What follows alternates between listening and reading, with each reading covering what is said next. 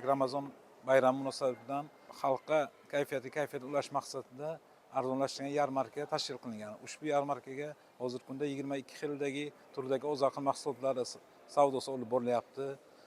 Savdolar arzonlashtirilgan.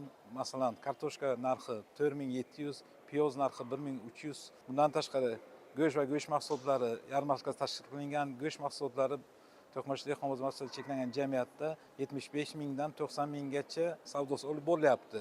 Ushbu savdolar bir oy to'liq tashkil etiladi. Savdolar nazoratini ma'muriyat tomonidan va tegishli tashkilotlar tomonidan kunlik nazorat ostiga olingan. Har bir mahsulotni to'g'ridan to'g'ri daladan rastagacha degan tadbir asosida ushbular arzon narxda sotilyapti. Mahsulotlar juda ko'p. Mana biz bugun To'qimachi bozorida mana shu ro'za Ramazon oyi uchun arzonlashtirilgan nimaga kelganmiz.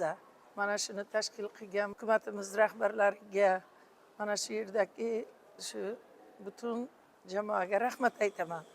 Mana shu biza nuroniylar uzoqqa bormasdan mana shu To'qimachi bozorda kelib arzonlashtirilgan mahsulotlarni hammasi sifati yaxshi ekan olyapmiz.